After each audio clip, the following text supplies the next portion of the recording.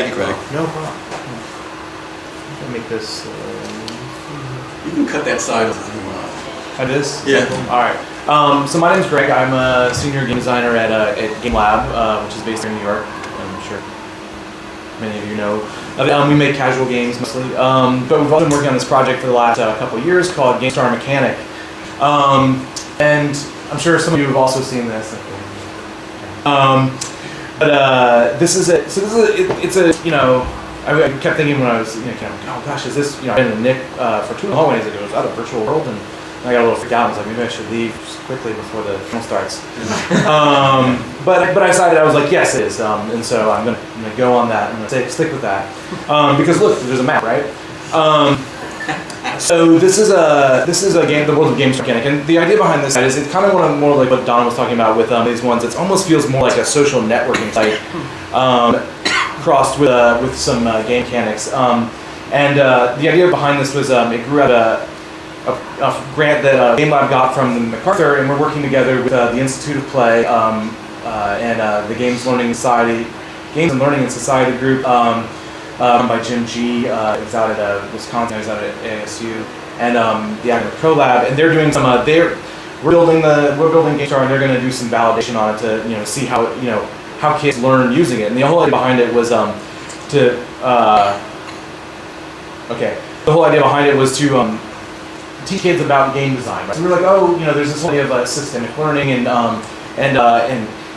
kids interacting with systems. And we're like, oh, what better way to learn about systemic learning than games? And what better way to do that than actually by making games? And so we created this whole world, this virtual world, where you have an avatar here, and you come into this world. There's a map and a factory, which you begin to play through, and within that you have an editor. And this is where it kind of veers away from being a straight game where you're playing things to actually building games yourself, and all the objects in there are editable, and then those go onto the website where other people can play them. So there's this sort of ecology of GameStar Mechanic. And then there's also these creatures which you're collecting as you play through everything, and avatars. So we'll get to that in a second.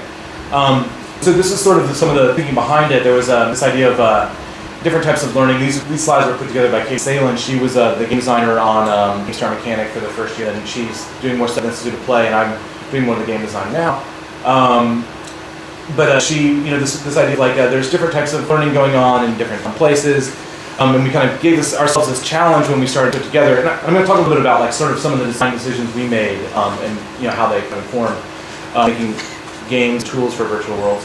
But the challenge of like what kind of learning environments can be designed to support new social technological learning practices, and then this really idea of like how do you make kids into developers, and this kind of boils down in a sense to like what was our what's Game Lab's process when that's kind of what we wanted to emulate with the GameStar Mechanics, like how do we make games, so that's sort of could be said a lot more simply with this like little sketch here done by a 5th grader. About writing down, and we asked them, like, we actually went to some workshops at the beginning before we even started making anything, and asked them, like, how does a game designer make a game? And they told us this, and we were like, oh, wow, that's actually right, which was kind of amazing. And then we actually, started doing that afterwards. But this idea of, you write down your ideas, you draw a sketch, and then you talk to someone about it, like, make sure it works right, and then you make your game, and then you publish it. And so we wanted to come up with a system, our virtual world GameStar Mechanic, where kids can do exactly that, like to kind of emulate that process. So kind of step back a little bit to kind of where we started with GameStar Mechanic, how we kind of began to put together what was our thinking after we kind of knew that this initial thing we wanted to create, this way for kids to make games, talk with one another, share them. And we were like, well, that would be all well and good, and there's lots of little level editors and tools out there, and everyone uses them for about like 15 minutes, and they get kind of tired of them.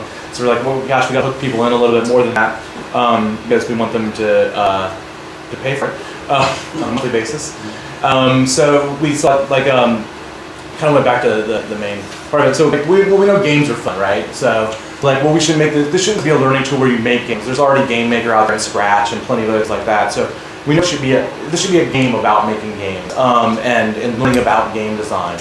And so, what better way to do that than through some simple RPG mechanics. So, leveling up and getting stronger is fun, without a doubt.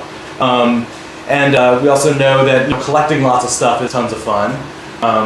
These kids are apologies whoever is whatever family's Easter egg hunt I stole this from.